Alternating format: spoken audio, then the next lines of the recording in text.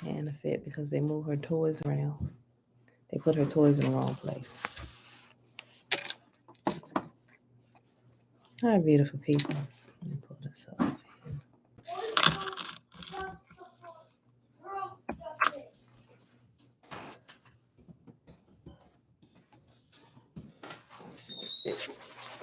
All right, beautiful people. Happy Tuesday. Happy Tuesday. It is November the 9th, 2021, day 298 of year 3 of reading through the books of the law and the prophets and of the 3-year consecutive day count, day 966. Today, y'all, we are reading Psalms 85 through 87. Then we're going to pick up what we left off at in Shakespeare's Secret Messiah. In chapter 6, we're starting chapter 6 today. On page 175. All right, y'all. Go ahead and do the Shema. Yes, baby girl.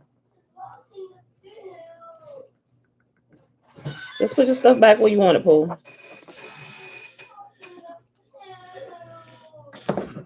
She don't like them coming in and messing with her toys. Like she put them in one place. She got her whole little kitchen thing set up. So if they move it, piece of hair, they move her stuff, she had a fit. They come in here messing with my stuff. The boys move the food. Levine, blessings. Okay, y'all. Okay. Go ahead and do the Shema. What are you doing? Don't even. Yeah, not tomorrow. As soon as you crack your eyes, leave it alone. I already did that stuff. You're not about to get ice cream at 7 o'clock in the morning, Isaiah. Some mornings I'll allow it. Not today, because you're about to be moving stuff all behind me. The Shema is found in Deuteronomy chapter 6, starting at verse 3. Hear, therefore, O Israel, and observe to do it, that it may be well with you, and that you may increase mightily as Yahuwah, the mighty one of our fathers, has promised us in a land that flows with milk and honey. Hear, O Israel, Yahuwah, our mighty one, he is one. And you shall love Yahuwah, your mighty one, with all your heart and with all your soul and with all your might. And these words which I command you this day shall be in your heart. And you shall teach them diligently unto your children, and shall talk with them when you sit in your house, when you walk by the way, when you lie down, and when you rise up.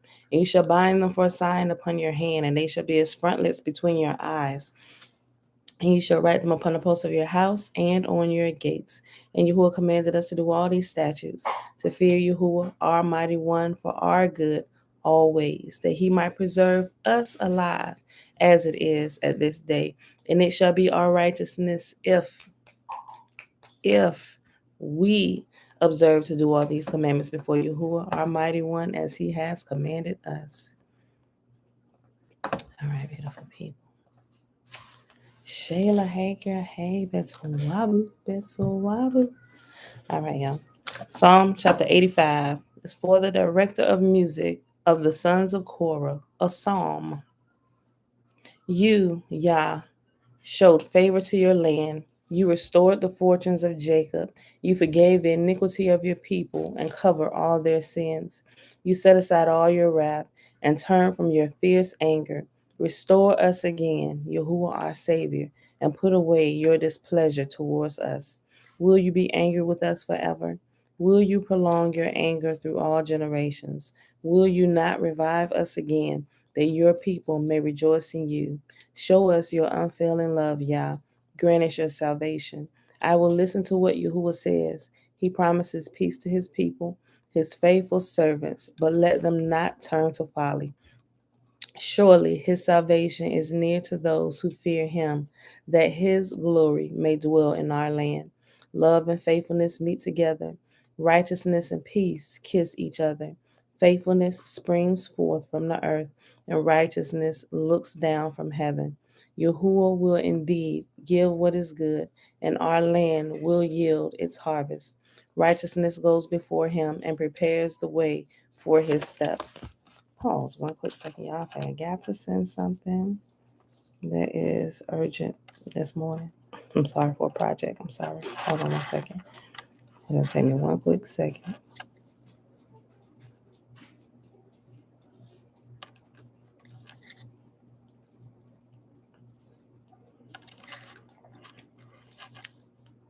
Oh, sheesh.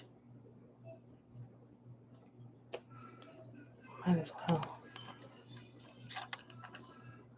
Okay, I gotta change that back. Okay. Okay, y'all. I'm sorry. I know it kind of knocked me off of. Okay, it's still recording on Facebook. Okay, I'm sorry. I meant to do that before I started because I had to use my phone to do it. Okay, next chapter, Psalm chapter 86, a prayer of David. Hear me, Yahuwah, and answer me, for I am poor and needy. Guard my life, for I am faithful to you. Save your servant who trusts in you. You are my God. Have mercy on me, Yah, for I call to you all day long. Bring joy to your servant, Yah, for I put my trust in you. You, Yah, are forgiving and good, abounding in love to all who call on you. Hear my prayer, Lord. Listen to my cry for mercy. When I am in distress, I call to you because you answer me.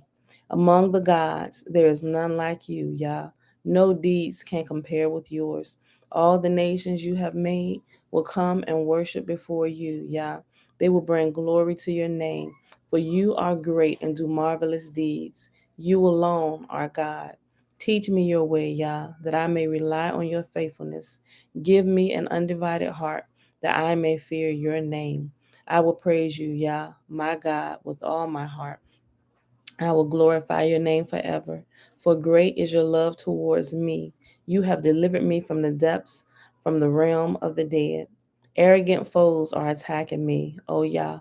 Ruthless people are trying to kill me. They have no regard for you, but you, Yah, are a compassionate and gracious God, slow to anger, abounding in love and faithfulness. Turn to me and have mercy on me. Show your strength in behalf of your servant. Save me because I serve you, just as my mother did. Give me a sign of your goodness that my enemies may see. Last chapter for today, Psalm chapter 87. Of the sons of Korah, a psalm, a song. It's real short too, only 7 verses. He has founded his city on the holy mountain. Yahuwah saves the gates of Zion more than all the other dwellings of Jacob. Glorious things are said to glorious things are said of you, city of Yah. I will record Rahab and Babylon among those who acknowledge me. Philistia too, and Tyre, along with Cush, and will say, this one was born in Zion. Indeed, of Zion, it will be said, this one and that one were born in her, and the Most High himself will establish her. Yahuwah will write in the register of the peoples, this one was born in Zion. As they make music, they will sing, all my fountains are in you. And that, my beautiful people, is our reading for today. It's pretty short, but it was still good nonetheless. All right, y'all. So let's go ahead and hop on over here to. I still, from time to time, be wanting to say, let's hop over to Legends of the Jews. All right, y'all. Oh, this is a pretty short chapter, too. Oh, yeah, and we only at 9 minutes. We might even have time to spare today. Okay, let's get it started. All right, y'all. Chapter 6, page 175. A trifling strand from Pliny to Shakespeare. All right, y'all. This chapter presents two discoveries, both of which are related to the symbolic level in the Shakespearean literature. The first is that Pliny's dedication to Titus in his History of Nature, that's actually a, a piece that he wrote. The first is that hold on. Okay. The first is that Pliny's dedication to Titus in his History of Nature contains sarcastic references to the satirical system that the Romans placed in the Gospels. The second is that the author of the dedication to Shakespeare in the 1623 folio, which presented the first collection of the plays, understood Pliny's sarcasm and created the entire dedication to Shakespeare as an extension of Pliny's black humor. The first part of this analysis concerns translations of Latin that laymen will perhaps find difficult to understand. Excuse me. And as always is the case with translations, other specialists can contest. If the reader bears with this, however, he or she will be rewarded at the conclusion of this chapter with simple and clear evidence that Pliny and the author of the dedication to Shakespeare in the 1623 folio were operating from the same comic theme concerning Christianity. Pliny's dedication to Titus began with a strange paragraph which was translated in 1601 by Philemon Holland as follows, quote, I purpose by this epistle of mine to present and consecrate unto you, most sweet and gentle prince, for this title accorded fittest unto you, seeing that the name of most mighty sword, with the age of that emperor your father, which haply might seem bold and presumption in me, but that I know how at other times you were wont to have some good opinion of my toys and fooleries, where, by the way, you must give me leave to mollify a little the verse which I borrowed of my countryman Catullus. See also how I light upon a word used among soldiers, which you are acquainted with, since time we served together both in the camp. Pliny's dedication is among a very small collection of extant writing, wherein a member of Titus's intellectual circle directly addressed him. I believe that Pliny's references I believe that Pliny references Christianity a number of times in his preface, the first occurring in the above paragraph and the portion marked in bold-faced type. The sarcastic meaning of Pliny's words is invisible in the English translation. To get the joke, it is first necessary to recognize that the Latin verse that Pliny borrowed was from Catullus's poem Carmina, verse 1.3, dedication to Cornelius, wherein he wrote, For you used to deem my triflings of account. Pliny, however, permuted the order of the words in Catullus's original Latin, creating an awkward and ungrammatical sentence, reference 79. In a footnote, Holland wrote that Pliny's version indeed was but a hard composition and couching of the words. I believe that this grammatical violation signals a puzzle or double entendre, and that Pliny intended for the reader to realize that the Latin word "putar," translated above as to deem, has an alternative meaning, which is to trim, prune, or lop. This meaning is the root of the English word amputate. This is, in my opinion, the word that Pliny states that he lights upon in order to mollify a little the meaning. Holland translated the phrase as, quote, at other times you were wont to have some good opinion of my toys and fooleries, producing an interpretation consistent with Catullus's original poem by and ignoring Pliny's grammatical faux pas. Note that Holland's word toys, toies, means mockeries, which is not necessarily an exact implication of the Latin. However, flipping to the alternate, alternate interpretation of the double entendre, Pliny's phrase might also be translated as, quote, for indeed you have been using my mockeries for pruning. Pause 1 second. Hold on.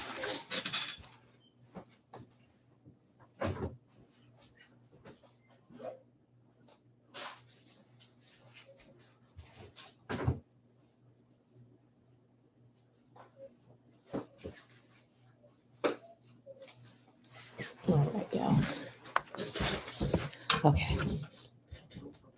In Caesar's Messiah, the word prune is shown to be a key word in the comic system that runs between the Gospels and the Wars of the Jews.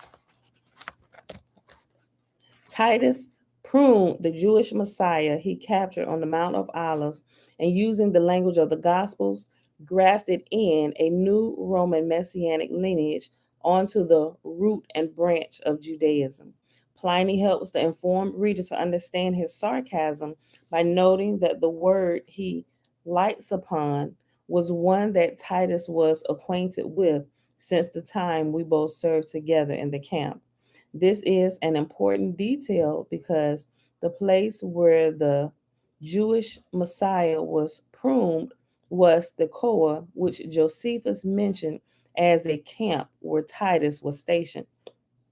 Pliny's sarcasm and the rest of the dedication will be transparent to those familiar with the Gospel's satire.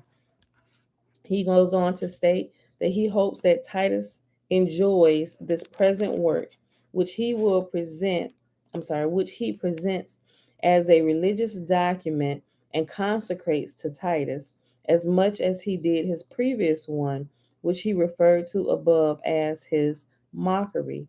Then goes on to compare his offering to those of poor country peasants.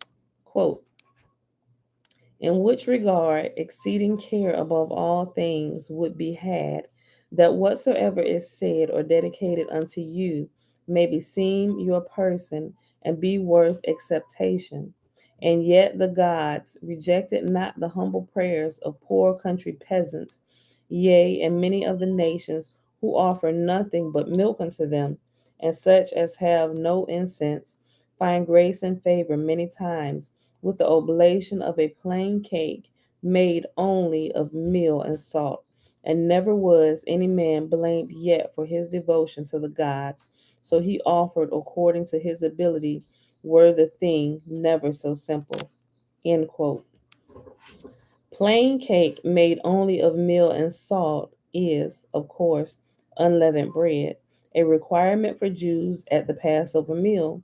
While it is possible in this phase that Pliny is referring only to Judaism, this seems unlikely in view of his patron Titus's conquest of the Jews and his distaste for that religion. The satirical system in the Gospels, as revealed by Josephus, revolves around a black comic theme of cannibalism, whereby Romans satirically transformed the unleavened bread served at the Passover meal into the flesh of their Messiah.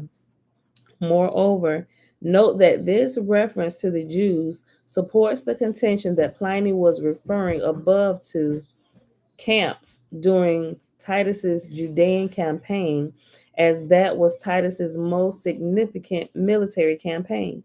If Pliny is operating in the context of the Gospel's comedy, his statement about the offerings of poor country peasants or Jews to gods, which is when they say gods, is he's referring to Titus and his father Vespasian. You know, if you remember from Caesar's Messiah, that's why he put it in parentheses here.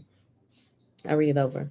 If Pliny is operating in the context of the Gospel's comedy, his statement about the offerings of poor country peasants, Jews, to gods, Titus and his father Vespasian, is certainly a witticism related upon its black comic theme.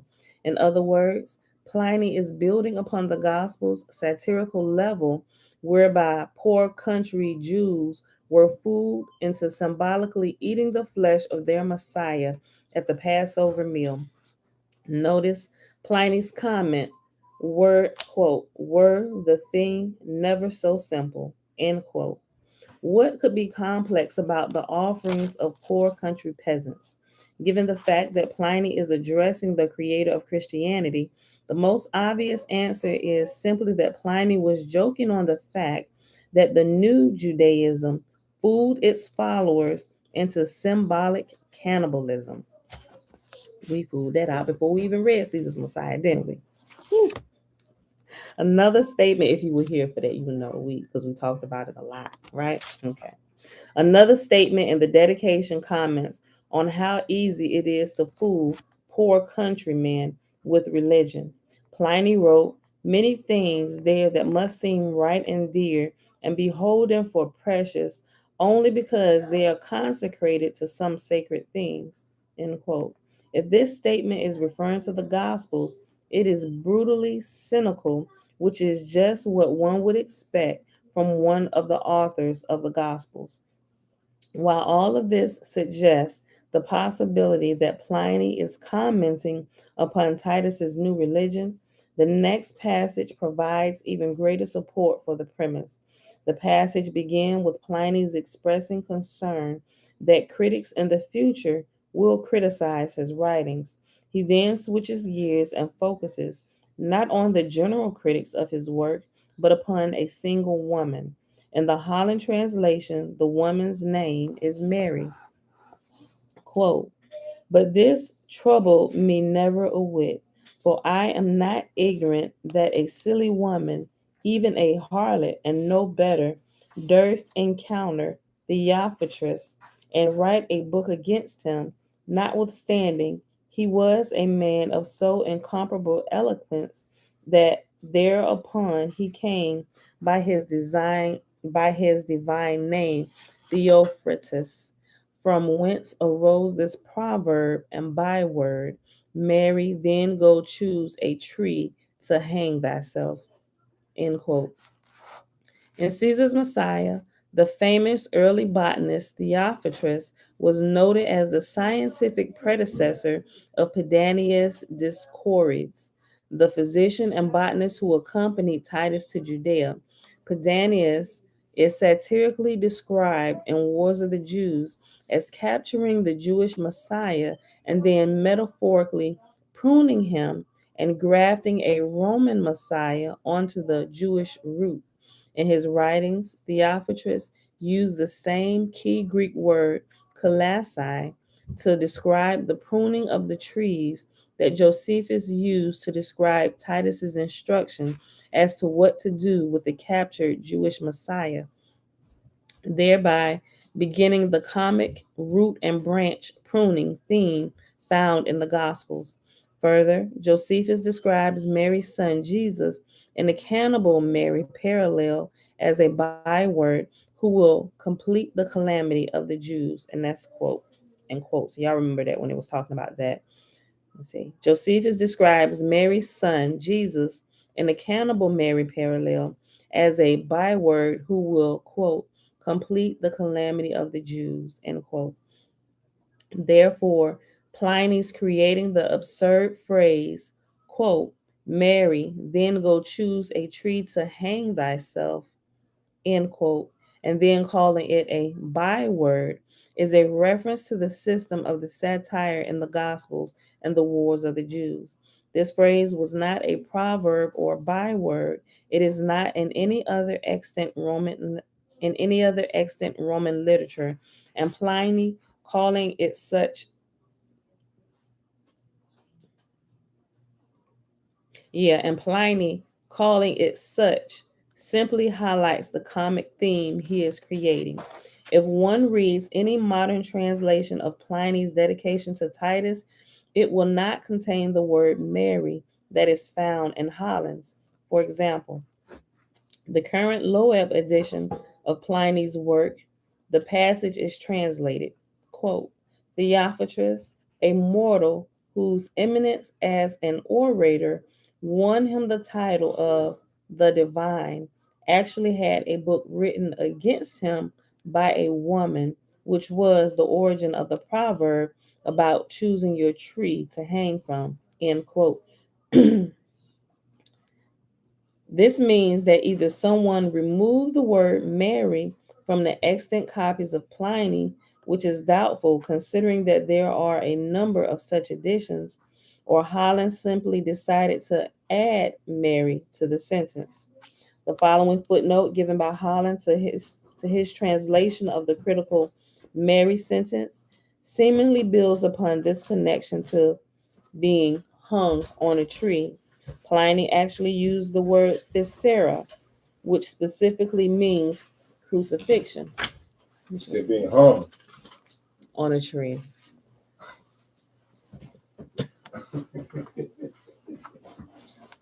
The footnote speaks about women who control men's writing. Amelia's sister's husband's last name was also Holland, which permits the conjecture that the translator, Philemon Holland, may have been an in-law. You know what people like talking about? What do people like talking about, babe? What you think people like talking I know what people like talking about. You know they like talking about. Which is why you always come in here and people love talking about. If it was a doggone preacher that they can confess to, that would be the number one topic. And if y'all paid attention to what my husband repeated, you will know what this conversation is about. Time 3000, Shalom, Robert, Fitzwabu, Uncle JP, Nikki. All right, y'all. All right, babe. You got everything? Got your wallet? Yeah. All right. You got your wallet? I ain't got one thing. A kiss from me is what I'm giving to you right now. Oh. Everything else, got for you when you get back into this house. I love you. I love you. All right, babe. Love you too. You know it. With all this information, it is hard not to speculate that Amelia Bassano had a hand in Holland's translation, or that Holland was aware that Shakespeare was a man whose writing was controlled by a woman, or both. Quote, if women may be allowed to control men's writings, we may be weary of our lives and go hang ourselves well enough. He's so dramatic. End quote. The concepts Mary and crucifixion are so associated with Christianity as to be self-evident. Holland's 1602 translation that claimed that a Mary wrote a book against a specialist in pruning that became a byword, and bear in mind that no such book is known to exist, could not be circumstantial in a dedication to the inventor of Christianity.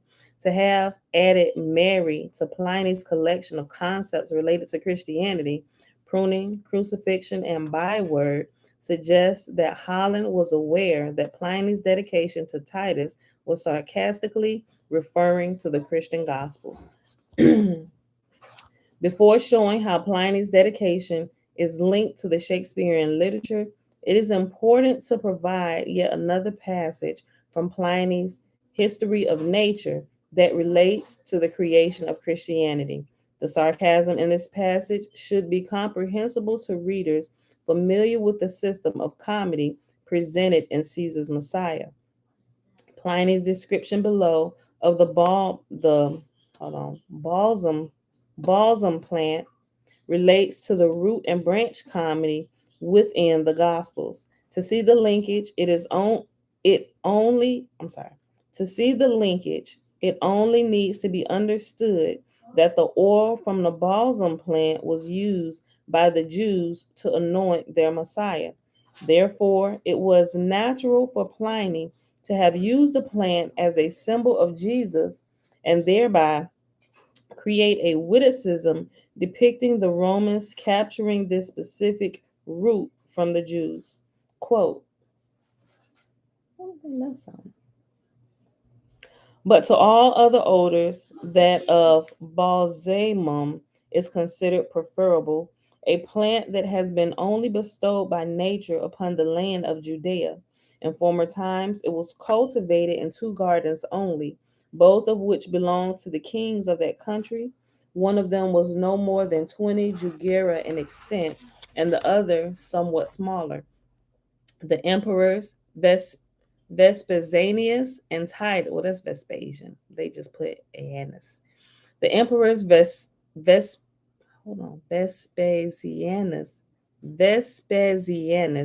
and Titus had this shrub exhibited at Rome.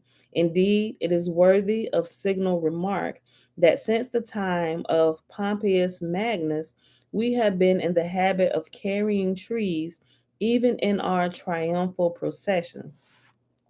At the present day, this tree pays us homage and tribute along with its native land, but it has been found to be of altogether a different nature to that which our own as well as foreign writers to attribute to it. For in fact, it bears a much stronger resemblance to the vine than to the myrtle.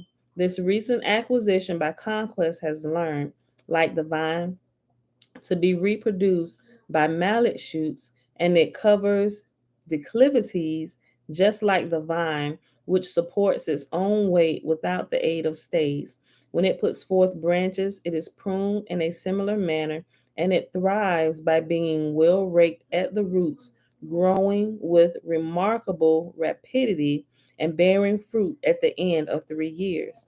The leaf bears a very considerable resemblance to that of a rue, and it is an evergreen. The Jews vented their rage upon this shrub, just as they were in the habit of doing against their own lives and persons, while on the other hand, the Romans protected it. Indeed, combats have taken place before now in defense of a shrub. And that references Pliny from his writing Natural History. Um, it says 12.54. All right, end quote. Pliny's choice to quote from a poem of Catullus is also notable. In Caesar's Messiah, I showed that the identity of the authors of the New Testament was revealed by the solution of a puzzle at the end of Josephus's Wars of the Jews, 7.11. Hold on. What is this? Fall. Okay. I'm sorry. I know what this is. Volume 7, Chapter 11, pages 437 through 453. In this puzzle, Jonathan, a Jewish rebel, a type of Jesus, accused Alexander and his wife Bernice of having put him upon what he did, that is, putting up Jonathan as their front man for the purpose of fomenting rebellion among the Jews in Cyrene. This accusation was presented to Catullus, the governor of the Libyan Pentapolis, who acted upon it and had Bernice and Alexander put to death, along with 3,000 other wealthy Jews. Jonathan and Catullus then accused Josephus and other Jews of Alexandria and Rome as well, at which point Vespasian stepped in to clear Josephus's name. Catullus fell ill, and his very entrails were so corroded that they fell out of his body, and in that condition he died, which is the same unique fate that befell Judas Iscariot. Quote, and falling headlong, he burst asunder in the midst, and all his bowels gushed out. End quote. And that's Acts chapter 1, verse 18. That was so vivid when we read that in Caesar's Messiah. Y'all should probably remember that in detail. Oh, y'all, collar plugging my nerve. Okay. Of course, the historical Bernice and Alexander were never actually put to death for any crime whatsoever, nor could Catullus have died in the way the story claims, thus demonstrating that the entire passage must be treated as an enigma rather than as literal history. In the enigma, Catullus is type typologically linked to Judas, but the relation is a mirror image. Whereas Judas falsely accused Jews of being king of the Jews, Catullus's accusation seems to be the truth. By writing the Gospels, Bernice, Alexander, and Josephus did indeed put Jesus upon what he did. Pliny's choice to pay homage to Catullus in his dedication to Titus was intended to link himself to the Catullus in the Josephus passage that identified the authors of the Gospels as a record of his role in the creation of Christianity. Okay. Recognizing that Pliny was sarcastically commenting upon Christianity, leads directly to the next discovery. The fact that the dedication in the 1623 folio of the works of Shakespeare was based upon Pliny's dedication to Titus is well known to scholars. What has not been understood heretofore is that the author of the 1623 folio dedication to Shakespeare understood that Pliny was playing off of the Gospel's satirical level and linked his dedication to the same comic theme. Matavia, shalom. The dedication is quoted below. Most scholars believe that Ben Jonson, a member of Emilia Bassano's inner circle, who apparently shared her knowledge of the gospel's satirical code, was the author. The dedication is to William, the Earl of Pembroke, and Philip, the Earl of Montgomery, both of the noble order of the Garter, and continues, quote, Right Honorable, whilst we study to be thankful in our particular for the many favors we have received from your LL lords, we are falling upon the ill fortune to mingle to the most diverse things that can be fear and rashness, rashness in the enterprise, and fear of the success. For when we value the places of your HH sustain, we cannot but know their dignity greater than to descend to the reading of these trifles.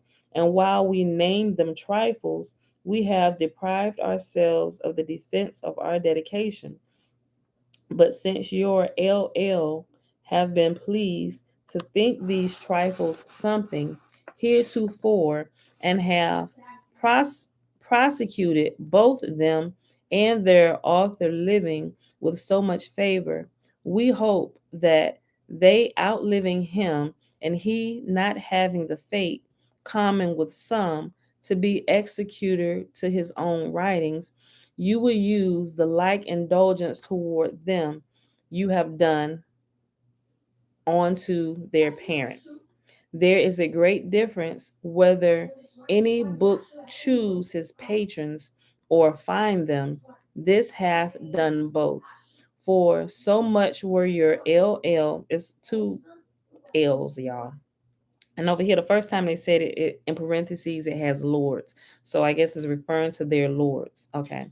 For so much were your LL likings of the several parts when they were acted as before they were published, the volume asked to be yours.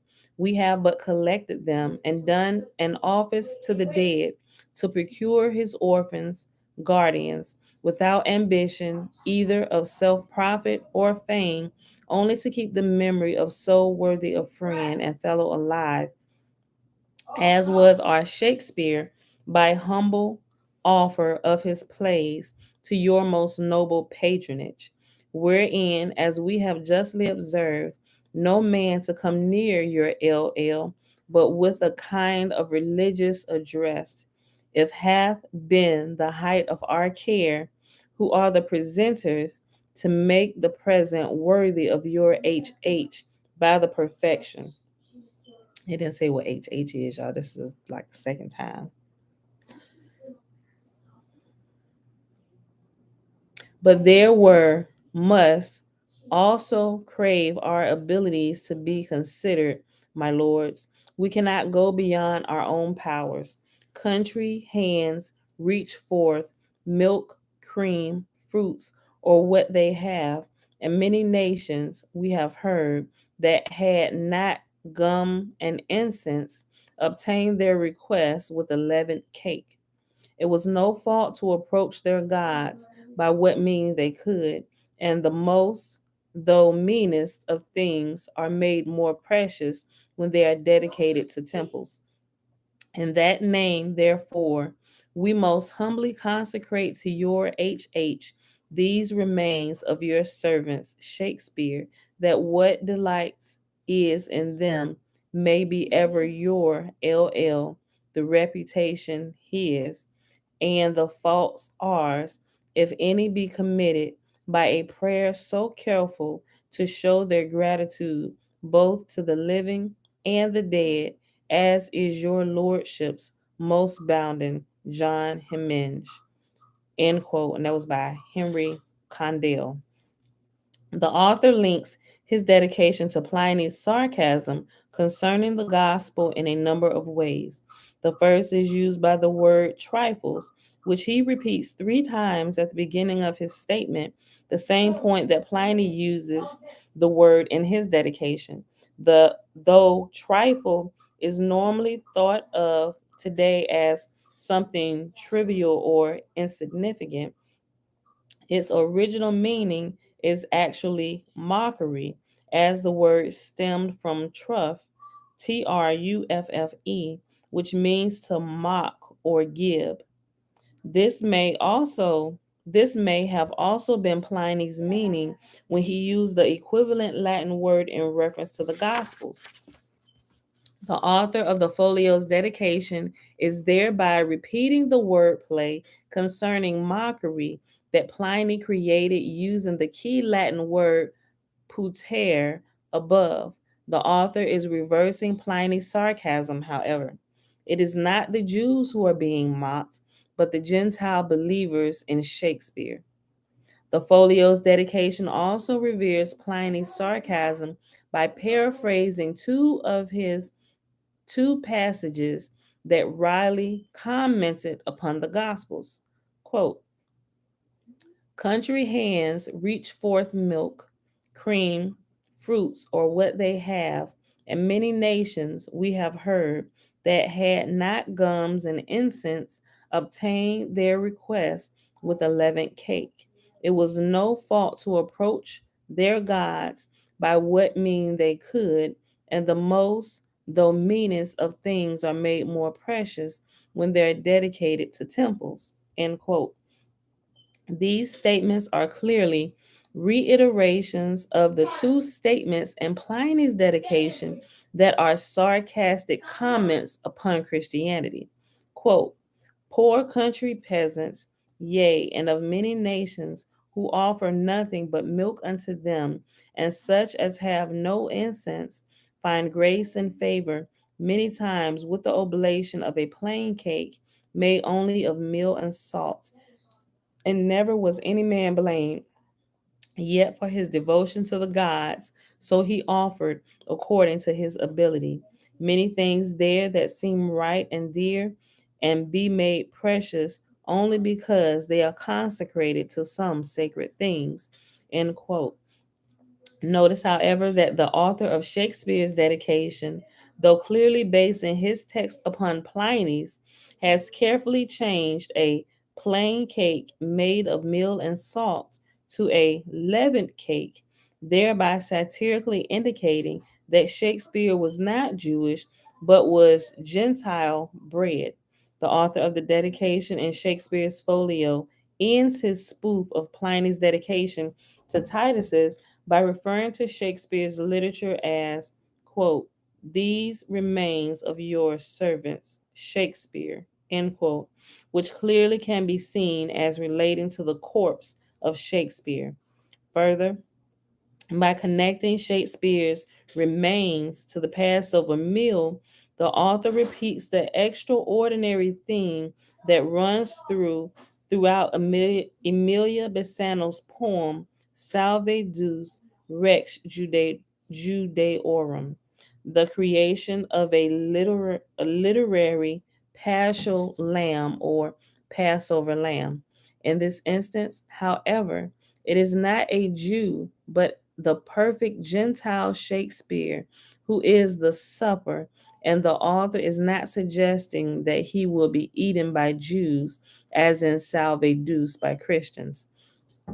Following its dedication, the folio has a number of comments regarding Shakespeare that can be seen as relating to the Gospel's comic theme regarding pruning. Okay, yeah, we got the rest of this page and a half a page. Shakespeare's plays in the folio are said to be perfect of limb, while those copies of the plays found in other sources are said to be maimed. A number of statements contain references that can also be seen as witticisms ridiculing Shakespeare's wit, which is said to be no more able to be hid than it could be lost. Shakespeare is said to have small Latin, less Greek, and his face was writ in brass, which had the same connotation then as it does today, a bold fraud. That might be our title for today. Bold fraud. The 1640 edition of the Sonnets quotes Johnson's poem to Shakespeare, but makes a travesty of it by the insertion of question marks. The comments appear directly below an engraving of Shakespeare that appears to be that of someone wearing a mask. Excuse me. Quote, this shadow is renowned Shakespeare's, soul of the age, the applause, delight, the wonder of the sage. Okay, I get what they're saying.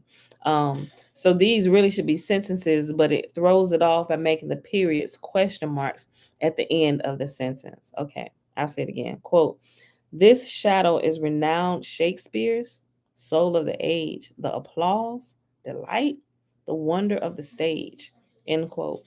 Ben Jonson wrote about Shakespeare in his work Timber, where he continued the theme of humor concerning Shakespeare having not written his plays. He wrote, quote, Die Shakespeare Nostrat, August in Hat. What? Okay. I remember the players have often mentioned it as an honor to Shakespeare that in his writing, whatsoever he penned, he never blotted out a line. My answer hath been, would he had blotted 1,000, which they thought a malevolent speech. I had not told posterity this, but for their ignorance who chose that circumstance to commend their friend by wherein he is most faulted, and to justify mine own candor. For I love the man and do honor his memory on this side idolatry as much as any.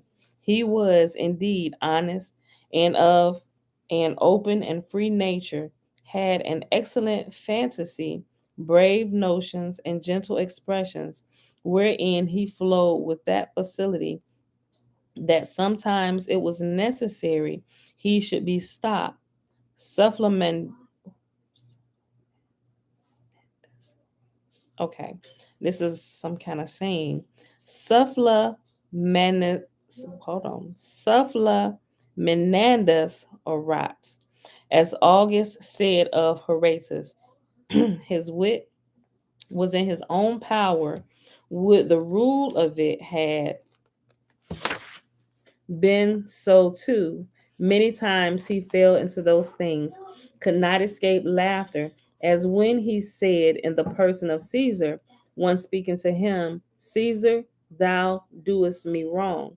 He replied, Caesar never did wrong, but with just cause, and such like which were ridiculous. But he redeemed his vices with his virtues. There was ever more in him to be praised than to be pardoned. End quote. And that's Ben Jonson in his writing Timber, the Schelling edition in 1892, page 23. The sarcasm is not difficult to understand. He stated that Shakespeare never blotted a line because he never wrote one, and the rule of his wit was not in his own power as it was in someone else's power. Johnson stated that he loved him, this side idolatry, because he was an idol and not a real author. Johnson wrote that Shakespeare had to be repressed from time to time, su flamendus orat, as August said of Horatius. Horatius was a Roman architect who constructed the Arch of Titus, the most famous monument to his divinity.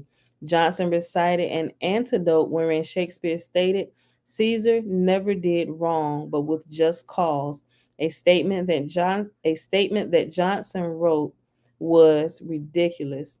Johnson was wryly commenting upon the real nature of Shakespeare's plays, which was to show that Caesar had, in fact, done nothing without cause. And that, my beautiful people, is our reading for today. That was all of chapter 6. Tomorrow we will start chapter 7, and that chapter is entitled Romeo and Juliet. So look, if y'all haven't seen it already, go ahead and watch a version or two if you can, if you got the time. Yes, babe.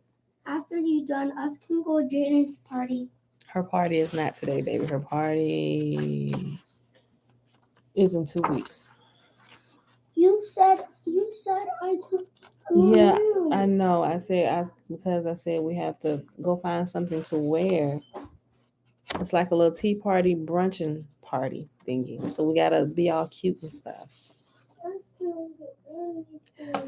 See, when you tell kids things early, they keep reminding you every day, all day long, like it's supposed to happen right now. You know, I figured have a little conversation with sis. We can go get done up for this little girl's tea party thing, but you think it's supposed to happen now, right? So sometimes I have to be careful. But I was so excited about it.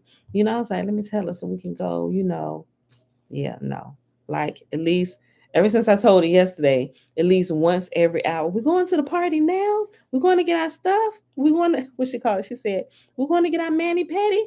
I said, Tootie, not today. I said over the course of the next couple weeks, we're gonna go look for something and get our stuff together, and then we're gonna go on the day of the event. She's still trying to comprehend it all. All right, y'all. So with that being said, I'm going to make my little notes here. I start running off at the mouth. I need to get to work. Get some stuff done. All right, y'all. So today it is Tuesday, November the 9th, 2021, day 298 of year 3 of reading through the books of the law and the prophets. And of the 3-year consecutive day count, day 966, we read Psalms 85 through 87, and we read all of chapter 6 in Shakespeare's Secret Messiah from page 175 all the way to page 186. All right, beautiful people. So let's go ahead and do the blessing here. Back.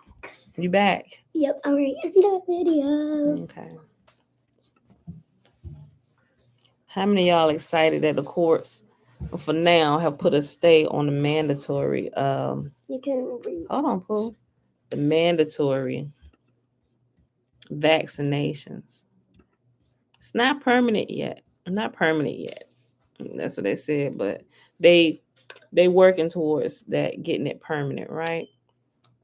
So we'll see. We hope it's permanent because now they campaign and pushing for the kids to get it. You know, if you get it, you get it. That's you. You know, but your decision is yours.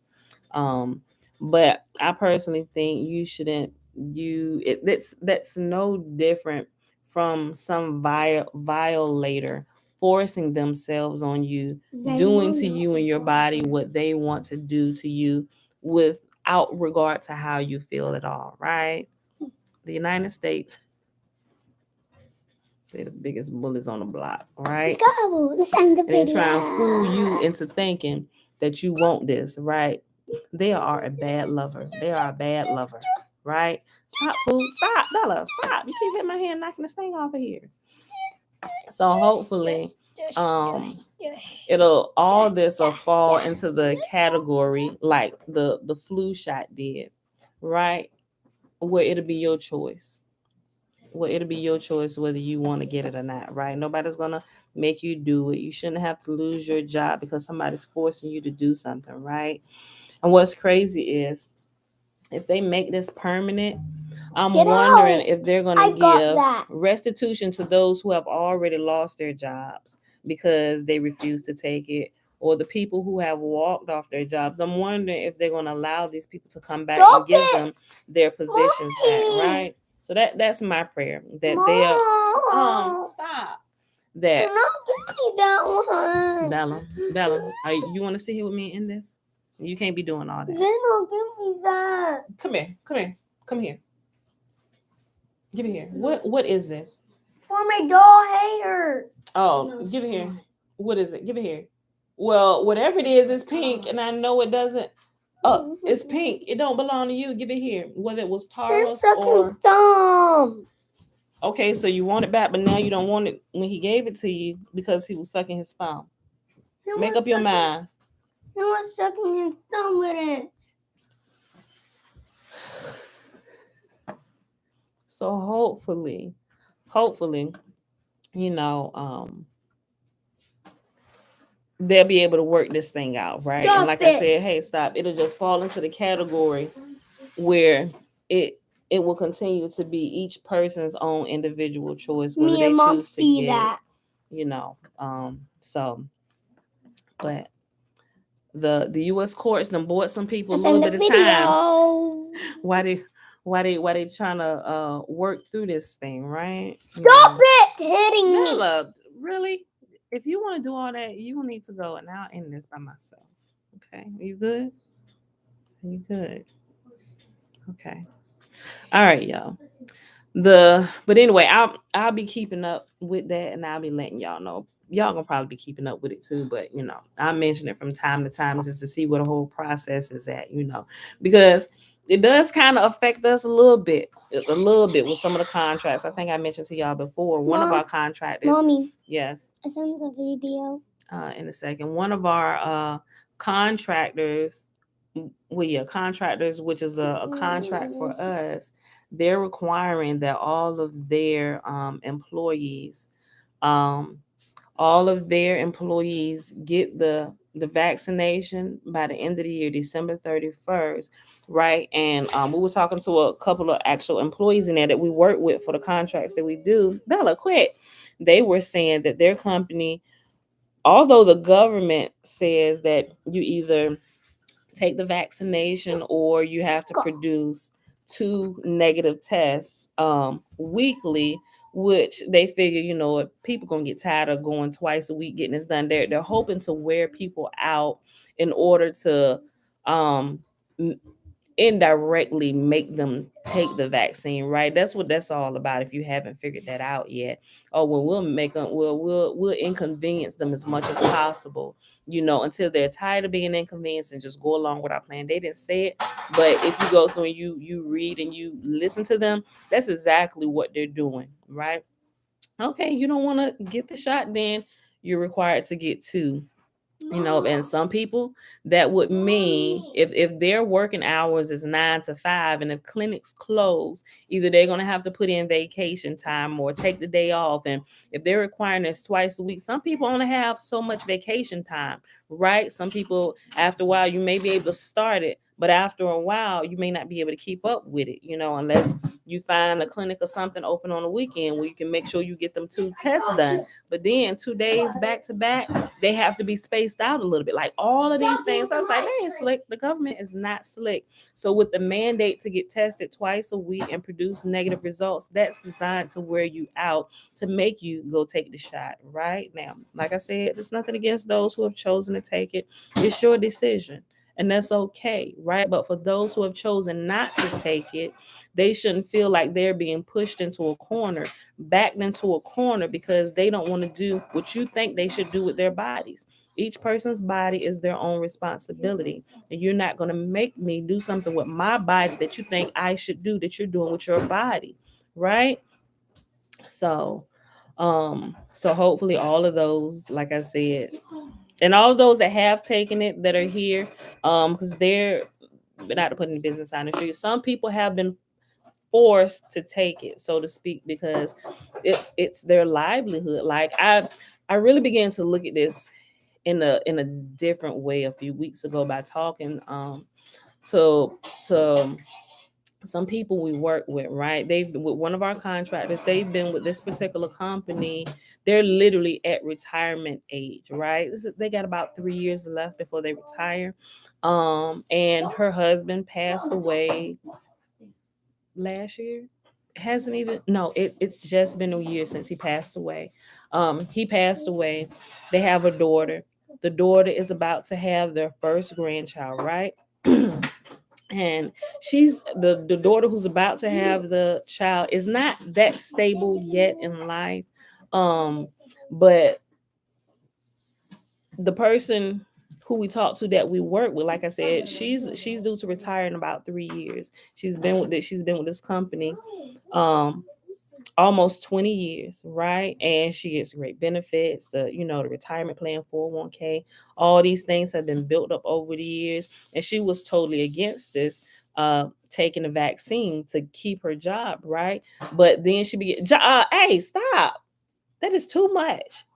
But she began to look at everything that she had built up over the years and her whole life situation with her husband now being going on into eternity, got the first grandbaby and still kind of taking care of the daughter a little bit, right? And so just sitting, listening to this, and actually listening to her walk through her story and how she thinks about it and her livelihood, I'm like, man, I was like, ooh, Father, forgive me. I was like, I had to think about this. I was like, I've been kind of hard on some people. I didn't really sit and think about it like this, right? Not that you should take it so you can keep your job, but really listening to the person and their heart and what they're dealing with and their outlook on life. Because some people don't have faith like some other people do. Well, y'all gonna take care of me. I know it. I'll walk off this job right now and won't think twice about it, and we'll go on and do okay just because that's where their faith is at. Guys, y'all are doing the most. Stop it. Josh, why did you have to do that? You don't even need, that's fine. You don't even need to do that. Put that in the sink. Now. Mommy, look. Bella. This is Okay. ice cream. Okay. Thank you. But you was over there just getting that. Now you see him over here getting ice cream. Now you don't want that and you want ice cream too? Go ahead and put that in there. Let me finish what I was saying. Y'all, look, so I really began to look at it in a different light. Like these are real life decisions people are making. Like a lot of people are losing their livelihood behind this. And now you come back, people are making decisions, and some people are making some decisions where they can't possibly return to a job or different things because the government is still everything is still kind of up in the air. Now you finally got the U.S. courts coming in and said this is an overreach. Like you are really violating rules of the Constitution. You're violating people. You can't do this. So we're putting a stay on this at the moment. They're trying to make it permanent, but it's not permanent yet. And I say it's not permanent yet because it possibly could go back, just depending on how much fight they got going on up here and what going on. But as for right now, they saying you can't make people do this. They have to choose. If they want it, they can get it. If not, leave them alone. So I'm following this, right? But like I said, finish what I was saying.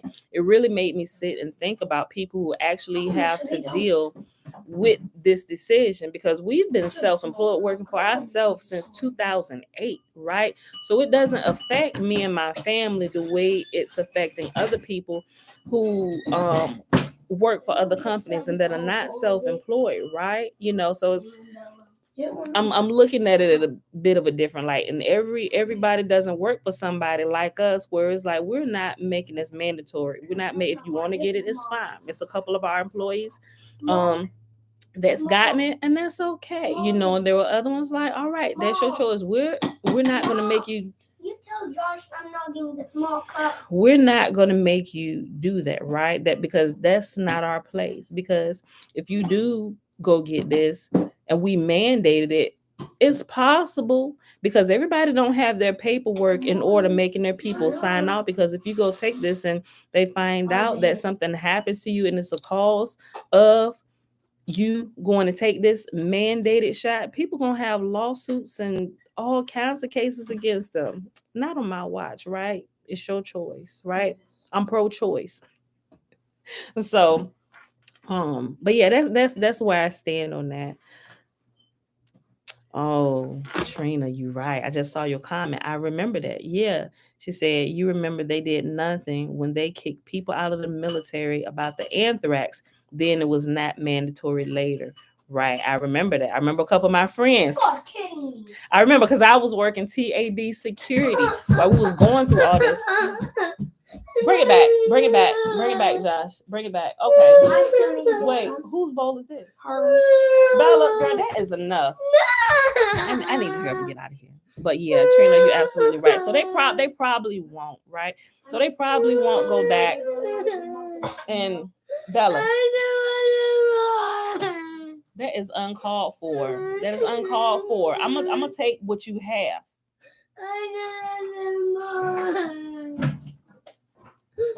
Y'all, let me go ahead and end this. I'll finish my comments another day. But y'all see where I stand at. So I can understand now. I really now look at look at this in a little bit of a different light. I say my compassion for this has increased, right? Sitting there actually listen to her walk through why and what would happen. Oh, yes, Bella. Just taking the whole ice cream. One of the things I'm gonna say this, then we can go ahead and end this. One of the things she mentioned, she said she's worked so hard all these years, about to retire, and had all of these things built up, making sure that when she does, when she retire, or even when she passed away, that things are set in place for her daughter and now her grandbaby that'll be here in less than a month now.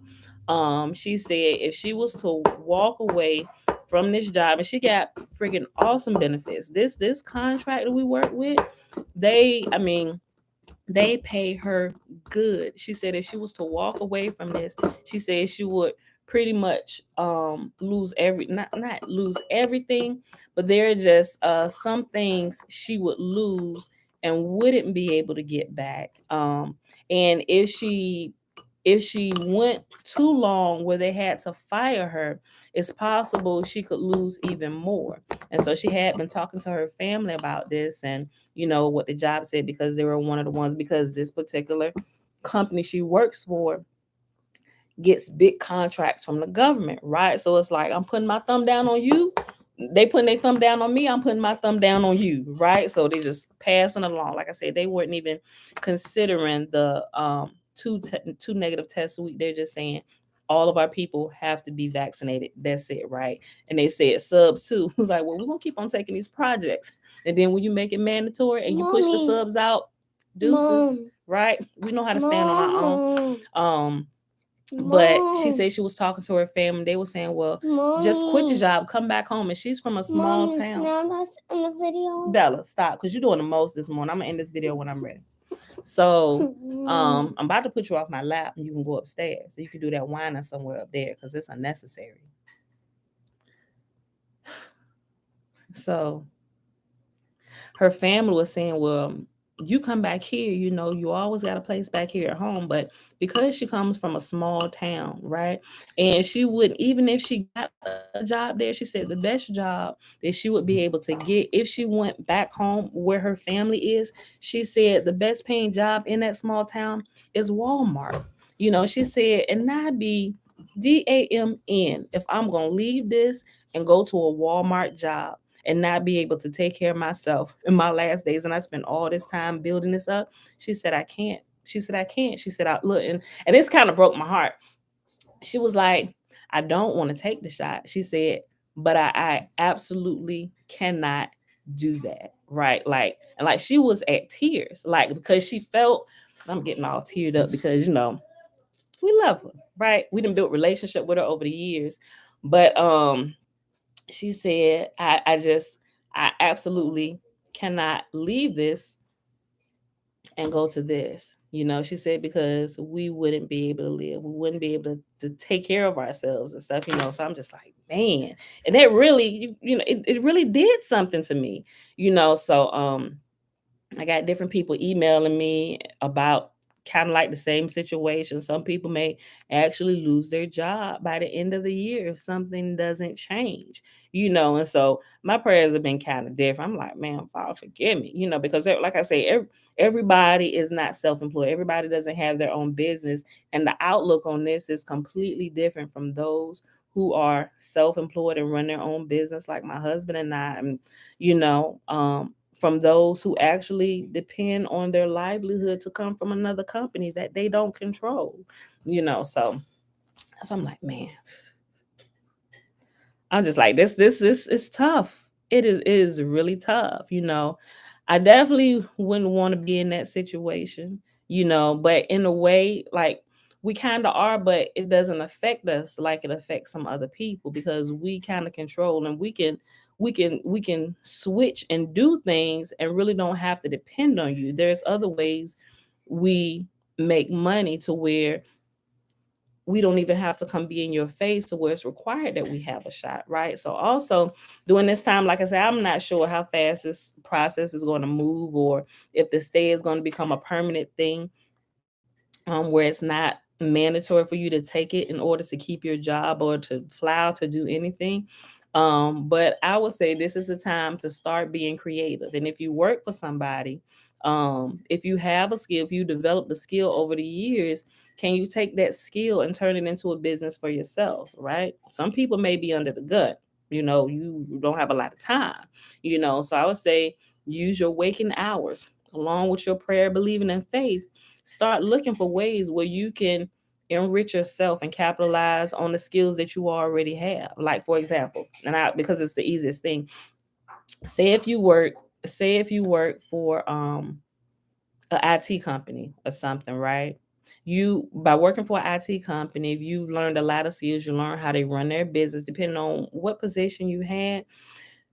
Now with things going the way it is, and you have kind of like this split with the world, those who are taking a shot and can still go do stuff, and then you have those that aren't taking a shot, and so now some services they need, they may not be readily able to get them from certain vac people who have been vaccinated already. It's a whole nother market that's being created to where you can now offer your services to those who need your services, and they have the same belief systems you do. You can start your own. You could start off as